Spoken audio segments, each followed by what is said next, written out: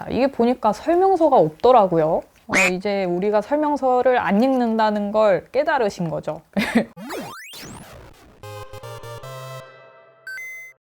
짜잔! 갤럭시 버즈 프로도 비티크님께서 사전 예약으로 사은품을 딱 받으셨습니다. 특징이 4가지가 있어요. 첫 번째는 투웨이 스피커를 채용한다는 거고, 두 번째는 액티브 노이즈 캔슬링, 세 번째는 5시간에서 18시간 음악 재생으로 나와 있는데요. 노이즈 캔슬링 기능을 사용할 때 최대 5시간까지 사용 가능하다. 케이스 배터리까지 다 포함시켜서 최대 이렇게 18시간 사용할 수 있다는 것 같아요. 방수는 IPX7 등급을 가지고 있는데요. 4에서 5가 생활방수가 되는 정도인데 그것보다 더 높은 등급이니까 웬만해서는 고장이 나지 않는다. 조금 더 강력해져서 돌아왔다. 외관을 살펴봐야겠죠? 자, 언박싱 하러 가보겠습니다.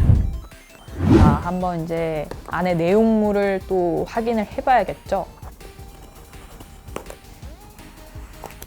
자, 이렇게 본체가 있고요. 본체 안에 이어버드가 짜란! 또 에어팟 프로랑 비교를 안 할 수가 없는데요. 자, 모양 자체도 둘이 많이 달라요. 에어팟이 콩나물 이어폰 이렇게 많이 이제 얘기를 했었는데 포켓몬스터 캐노피 모양으로 좀 진화가 됐고, 갤럭시 버즈도 강낭콩 모양이었는데 이번에는 약간 좀 글러브 모양 같기도 하고요. 무게도 이 유닛 하나당 5.6g, 갤럭시 버즈가 유닛 하나당 6.3g으로 얘가 살짝 더 무겁거든요. 실제 착용을 하면서 제가 느낌을 봐야 될 것 같습니다. 케이스만 놓고 따져봤을 때는 갤럭시 버즈가 조금 더 가벼워요. 케이스가 44.9g이고 에어팟 케이스가 45.6g입니다. 모양 자체도 얘는 이제 정사각형 모양이잖아요.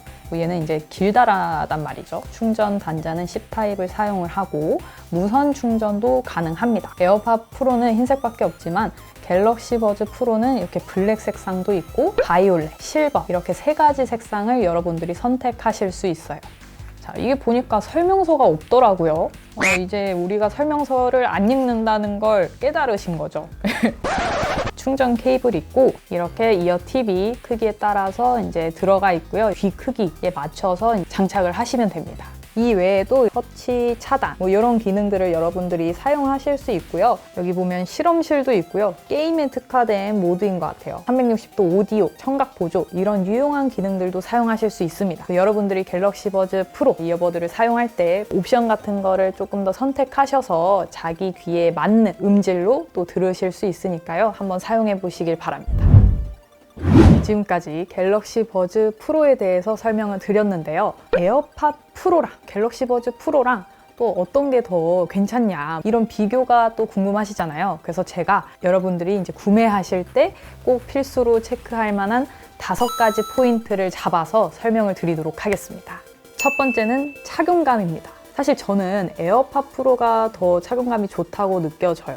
갤럭시 버즈 프로 같은 경우는 유닛 자체가 좀 커요. 제가 이 네이도 그렇고 웨이도 그렇고 되게 작은 편이에요. 버즈 같은 부분은 유닛 자체가 크다 보니까 제 귀에 딱 안 맞아 떨어지더라고요. 그렇다 보니까 착용감이 좀 불편하다. 에어팟 프로는 노이즈 캔슬링 자동으로 인식되고 그랬었는데 갤럭시 버즈 프로 같은 경우는 아무리 장착을 해도 제 귀를 인식을 못하는 거예요. 이런 부분들이 조금 더 개선되어야 하지 않을까 싶습니다. 두 번째는 노이즈 캔슬링인데요.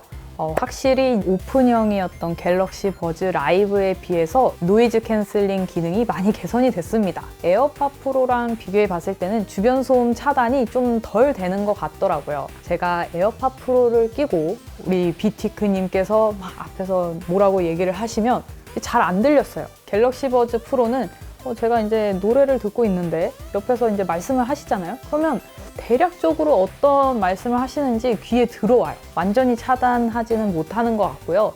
선풍기를 옆에서 이제 갖다 댔을 때 이런 바람 소리 차단도 에어팟 프로가 조금 더 잘 되는 것 같았습니다. 펌웨어를 최신으로 업데이트했음에도 불구하고 노이즈 캔슬링이 만족스럽지 않더라고요.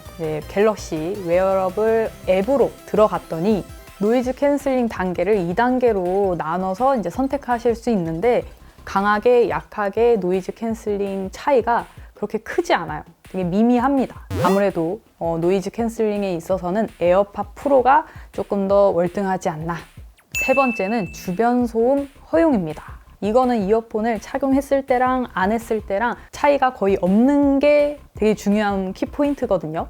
에어팟 프로는 사실 이렇게 착용했을 때랑 안 했을 때랑 별 차이가 없어요. 버즈 같은 경우는 약간 이질감이 들긴 하더라고요. 주변 소음 단계를 4단계로 나눠서 선택을 하실 수 있는데 이게 단계가 높으면 높아질수록 조금 더 기계음 같고 날카로운 소리가 들려서 좀 듣기 거북하더라고요. 강도를 높이는 건 추천드리지 않고요.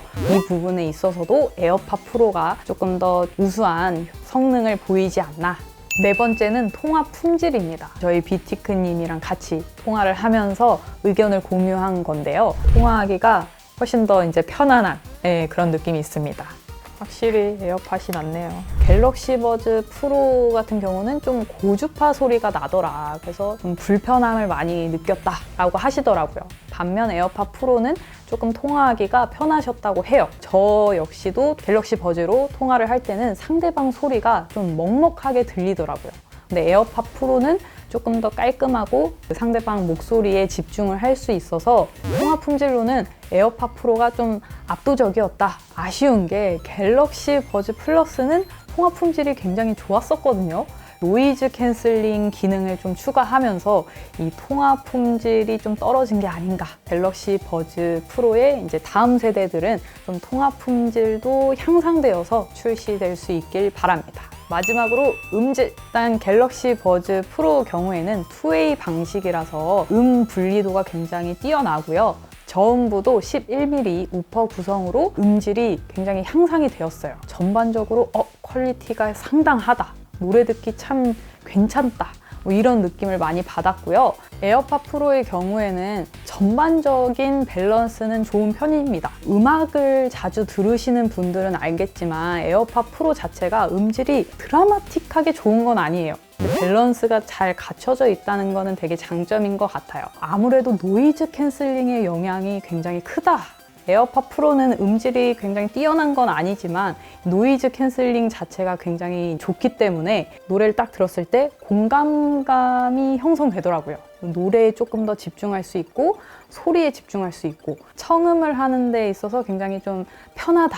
갤럭시 버즈 프로의 경우에는 깨끗하고 좋긴 한데 이 소리에 완전하게 집중하기는 좀 어려운 것 같아요. 주변 소음들도 간간히 막 들리고 이런 게 좀 영향이 있지 않나 싶습니다. 음질은 되게 주관적이잖아요. 직접 청음을 해보시고 선택을 하시면 좋을 것 같고요. 사실 에어팟은 아이폰 유저가 사용하는 게 맞고 갤럭시 버즈는 갤럭시 유저가 사용하는 게 맞죠. 자, 이렇게 유미와 함께 갤럭시 버즈 프로 언박싱부터 시작해서 에어팟 프로랑 비교까지 5가지 항목으로 나눠서 또 설명을 드렸습니다. 자, 이번 영상도 아주 유용하셨다면 좋아요, 구독, 알림 설정 잊지 말아주시고요. 저는 다음 영상에서 만나 뵙도록 하겠습니다.